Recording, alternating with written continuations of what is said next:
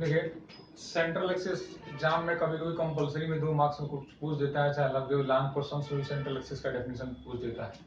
तो central axis या point set central axis के बारे में पढ़ा था। तो सबसे पहला काम हमने क्या पढ़ा था कि जो किसी भी सिस्टम पर बहुत सारे फोर्सेज लग रहे हो, किसी भी सिस्टम पर बहुत सारे फोर्सेज लग रहे हो, तो उसको एक सिंगल फोर्स आर में और एक कपल जी में हम क्या कर सकते हैं, ट्रांसफॉर्म कर सकते हैं।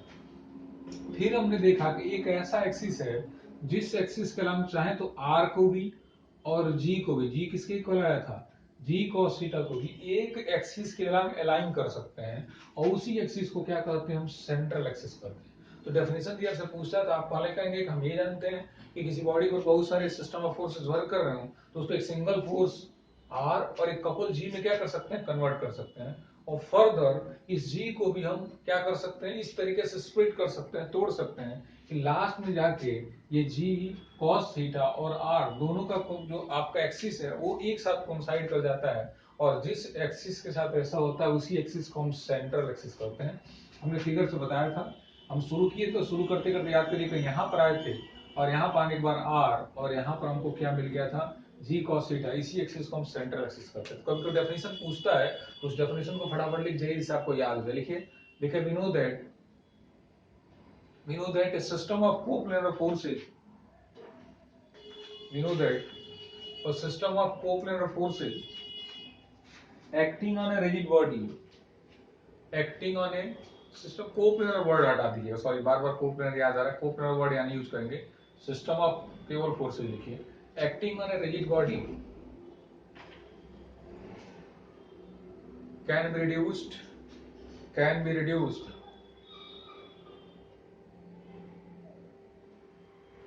to a single force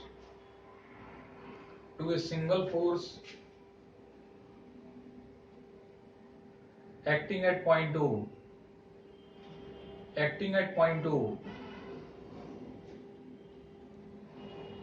and a couple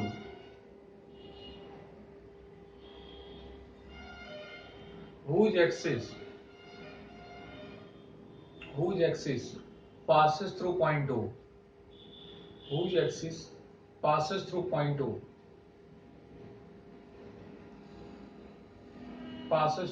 O, आगे लिखे further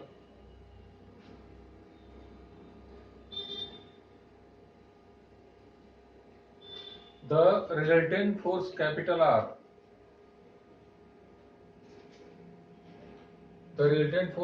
R, and couple capital G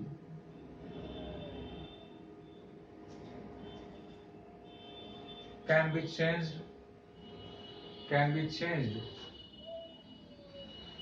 in such a way that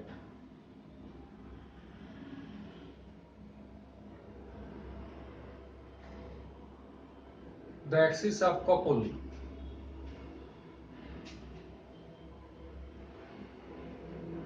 coincides with the direction of R,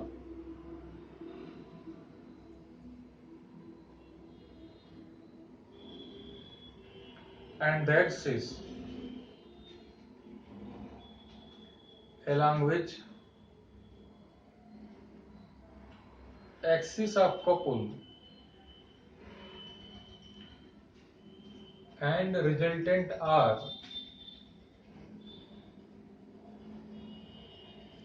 coincides is called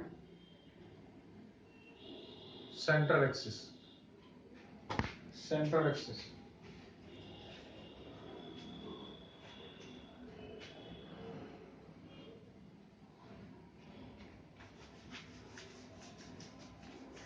ये आपसे पूछा गया है। उसके बाद आपसे कई बार पूछा गया है व्रेंच के बारे में। व्रेंच WRENCH होता है व्रेंच। व्रेंच क्या होता है, एग्जाम में कई बार आया हुआ है, 8 में, 10 में, 12 में, 15 में, 2008 में, 10 में, 12 में, 15 में। व्रेंच क्या होता है, तो देखिए एक बात हम जान चुके हैं कि सेंट्रल एक्सिस बनाने के चक्कर में हमको एक आर मिलता है और एक कपल मिलता है जिसको हम जी कॉस थीटा से दिखाते हैं, जी कॉस थीटा के इक्वल दिखाते हैं, और इन दोनों का एक्सिस क्या करता है, कोइंसाइड करता है। इस जी कॉस थीटा को यदि हम के से डिनोट कर दें, इस जी कॉस थीटा को हम किससे डिनोट कर दें, के से, तो आर एंड के टेकन टुगेदर, आर एंड के taken together represent a wrench. इस आर और के को यदि हम एक पास लिख दें तो यही क्या रिप्रेजेंट करता है, व्रेंच रिप्रेजेंट करता है। यही क्या रिप्रेजेंट करता है, व्रेंच रिप्रेजेंट करता है। जहां पर के क्या है, जी कॉस थीटा। तो इस आर का मा के को ही हम क्या कहते हैं, व्रेंच कहते हैं। जहां पर के किसके इक्वल है, जी कॉस थीटा के इक्वल है, आर उसका आपका सिंगल रिलेटेड फोर्स है, और इस आर को हम इंटेंसिटी ऑफ व्रेंच कहते हैं। आर को क्या कहते हैं, इंटेंसिटी ऑफ व्रेंच। इस व्रेंच की जो इंटेंसिटी होती है उसको किससे मेजर किया जाता है, आर से। तो आप सिंपल में यही कहेंगे कि आर एंड के, where k equals to g cos theta taken together represents a wrench and r is called intensity of wrench। Exam में कई बार ये पूछा जाता है, तो एक लाइन डेफिनेशन इसका लिख लीजिए। लिखिए single force capital R, A single force capital R, a single force capital R and a couple g cos theta equals to k, and a couple g cos theta equals to k taken together, that is r comma k, that is r comma k represents a wrench, represent a wrench, represents a wrench। आगे लिखिए and r is called, capital R is called, capital R is called intensity of wrench, capital R is called intensity of wrench।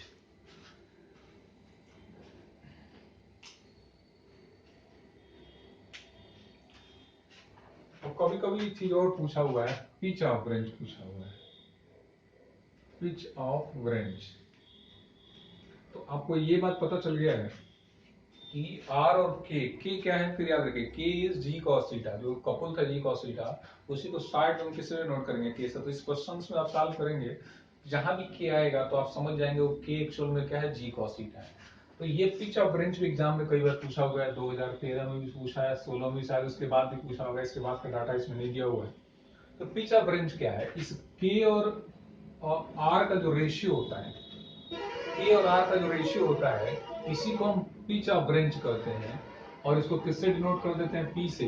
You can write K equals to R into P, that is the ratio of R K to R, that is K by R is known as pitch of wrench and it is denoted by P. एक line लिख लीजिए फटाफट, ठीक है। The ratio of K and R, sorry, the ratio of K and R, the ratio of k and r, ratio of k and r is called pitch of wrench, is called pitch of wrench, and it is denoted by capital P, and it is denoted by capital P। Note कर लीजिए इसको।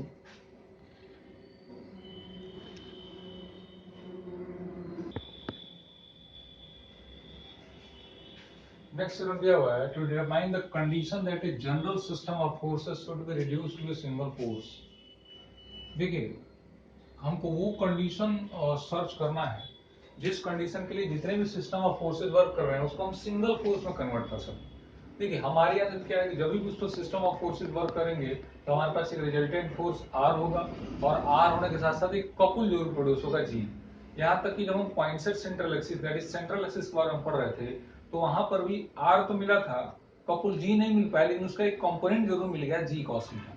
मतलब ये हुआ कि हम ये सोचना चाहते हैं कि अब अभी तक हमारी आदत क्या है कि जब भी सिस्टम ऑफ फोर्सेस वर्क कर रहे हैं तो हम क्या कर रहे हैं, हम उसको एक रिजल्टेंट फोर्स आर और एक कपल जी के बारे में डिस्कस कर रहे हैं। अब हम ये चाहते हैं कि वो पूरा का पूरा सिस्टम एक सिंगल फोर्स के बारे में केवल डिनोट कर सके। सिंगल फोर्स में होने का मतलब क्या हुआ कि रिजल्टेंट प्रोड्यूस ही ना हो। तो ऐसा कौन सा कंडीशन है जिस कंडीशन के होने पर ये पूरा सिस्टम ऑफ इक्वेशन, एक जो सिस्टम ऑफ फोर्सेज है, वो केवल एक सिंगल फोर्स में रिड्यूस किया जा सकता है। एक बार फिर आसानी से समझिए। देखिए हमारी आदत अभी तक क्या है कि जो भी सिस्टम ऑफ फोर्सेज हमारे पर बॉडी पर, रिजिड बॉडी पर वर्क कर रहे थे, उसको हम एक रिजल्टेंट आर और कपल जी में कन्वर्ट कर रहे थे। सेंट्रल एक्सिस बनाने के चक्कर में भी यही हुआ था कि आर मिला था, जी तो नहीं मिल पाया था, लेकिन उस रिजल्टेंट आर के लॉन्ग या उसके एक्सिस के अबाउट ही हमको एक्सिस मिला था किस कपुल का, जी कॉस थीटा था। तो पहले वाले केस में जी वाला मोमेंट वाला पार्ट खत्म नहीं हुआ, दूसरे वाले केस में मोमेंट वाला पार्ट नहीं खत्म हुआ, बस ये था कि उसमें जी आया था और दूसरे वाले में जी कॉस थीटा आ गया। लेकिन इसमें हम स्पेशली ये पढ़ना चाहते हैं कि ऐसा कोई कंडीशन खोजिए जिस कंडीशन से वो केवल सिंगल रिजल्टेंट फोर्स में प्रोड्यूस हो, और सिंगल रिजल्टेंट फोर्स में प्रोड्यूस होने का मतलब ये हुआ कि उसका जो कपुल का पार्ट है वो कपुल जीरो हो जाए। मतलब ऐसा कौन सा कंडीशन है जिस कंडीशन में उस पूरे सिस्टम को हम केवल एक सिंगल फोर्स में क्या कर सकते हैं, डिनोट कर सकते हैं। तो सबसे पहली बात हम यही जानते हैं कि सिस्टम ऑफ फोर्सेस को हम सिंगल फोर्स और एक कपुल में क्या कर सकते हैं, डिनोट कर सकते हैं। जैसे मान लीजिए कि ये रिजल्टेंट फोर्स आर है जो आपका ओ ए के अलॉन्ग वर्क कर रहा है, एक कपुल आ जाएगा जिसका एक्सिस इस ओ से ही पास करेगा, और मान लीजिए किसके अलॉन्ग काम कर रहा है, ये काम कर रहा है आपका ओ बी के अलॉन्ग। इस तरीके से किसी भी सिस्टम को इस तरीके से जरूर ट्रांसफॉर्म कर सकते हैं, इसको हम थ्योरम नंबर फर्स्ट में पहले ही पढ़ चुके हैं। अब हम चाहते हैं कि नहीं नहीं, ये जो पार्ट है ना, ये जो है ये केवल सिंगल रिजल्टेंट आर में प्रोड्यूस हो, इसको कैसे होगा देखते हैं। तो पहले लिख लीजिए, लेकिन we know that system of forces acting on a rigid body, वही लैंग्वेज लिखना फिर से, system of forces acting on a rigid body can be reduced to a single force, can be reduced to a single force R acting at point O and a couple G and a couple G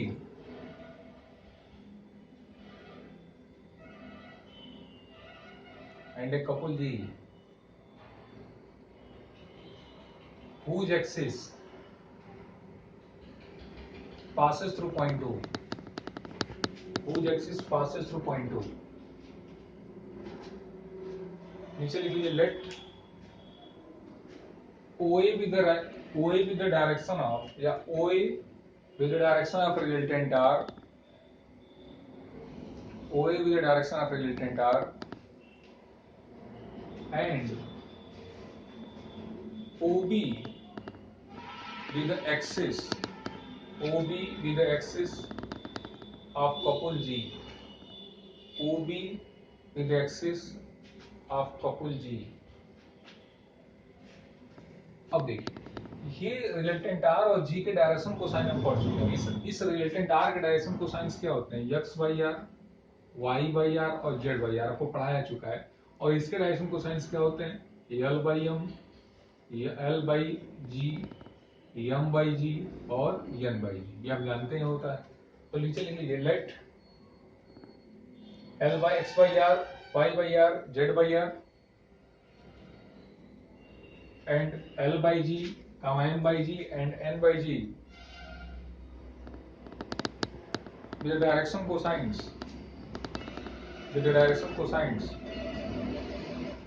of line OA and OB, of line OA and OB respectively, OA and OB respectively। आगे लिखिए if theta with angle between, if theta with angle between OA and OB, theta with angle between OA and OB, तो इसके direction cosine आपको पता चल चुके हैं, इसके डायरेक्शन कोसाइन आपको पता चल चुके हैं। हम फार्मूला पढ़े हैं फर्स्ट ईयर में, दो लाइंस के बीच के एंगल का फार्मूला होता है cos theta equal to L1 L2 plus M1 M2 plus N1 N2, यही फार्मूला होता है cos थीटा का, L1 L2 plus M1 N2 plus N1 N2। यहाँ पर ये दिया हुआ है, तो ये cos थीटा इक्वल टू क्या हो जाएगा, cos थीटा इक्वल टू हो जाएगा x by R into L by G, L1 L2, फिर plus y by R into M by G plus z by R into हो जाएगा n बाई जी। मल्टीप्लाई कर लेंगे तो ये आपका जो cos थीटा है ये हो जाएगा lx plus M Y plus N Z, और नीचे हो जाएगा आपका r इंटू जी। ये आप मल्टीप्लाई कर देंगे तो हो जाएगा lx plus M Y plus N Z, इसको मल्टीप्लाई कर देंगे तो r into G cos theta हो जाएगा, r into G cos theta हो जाएगा। एक चीज यहाँ पर हम पहले लिख दे रहे हैं, इसकी जरूरत हमको आगे पड़ेगी। जी कॉस थीटा किसके इक्वल होता है, के इक्वल। जी cos थीटा किसके इक्वल होता है, k के इक्वल। तो हम जरूरत पड़ने पर इसको ऐसे भी लिख सकते हैं कि जो Lx plus My plus Nz कभी हमको फ्यूचर में मिला है ऐसा, तो हम इसको Rk भी लिख सकते हैं, इसको याद रखिएगा। जरूरत पड़ने पर, कभी जरूरत पड़ा तो इसको हम Lx plus My plus Nz कहीं मिलेगा ना, तो उसके ऊपर डायरेक्ट क्या पुट कर सकते हैं, Rk where k g cos theta. तो यहां तक हम पहुंच गए। अब यदि हम एक सिंगल रिजल्टेंट फोर्स में इसको कन्वर्ट करना चाहते हैं, सिंगल रिजल्टेंट फोर्स में कन्वर्ट करना चाहते हैं, तो एक ही कंडीशन है जो सेंट्रल एक्सिस के लिए प्रोड्यूस होता है, क्योंकि तो ये आपका कंपोनेंट होता है आर, और उसी के लाइन कंपोनेंट मिलता है जी कॉस थीटा। तो यदि हम चाहते हैं कि ये केवल सिंगल फोर्स में कन्वर्ट होते, इसके लिए बड़ी जरूरी है कि ये जी कॉस थीटा की वैल्यू किसके इक्वल हो जाए, जीरो के इक्वल हो जाए। जो ही ये कपल जीरो हो जाएगा तो केवल एक सिंगल रिजल्टेंट फोर्स बचेगा। तो नीचे लिखिए, for a system of forces on a rigid body, system of forces acting on a rigid body,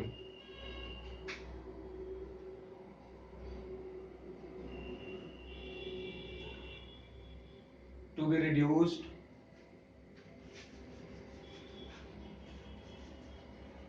in single force if g cos theta equals to 0, if g cos theta equal to 0, then जब g cos theta 0 हो जाएगा तो ये हो जाएगा Lx plus My plus Nz equals to 0। तो ये condition होगा।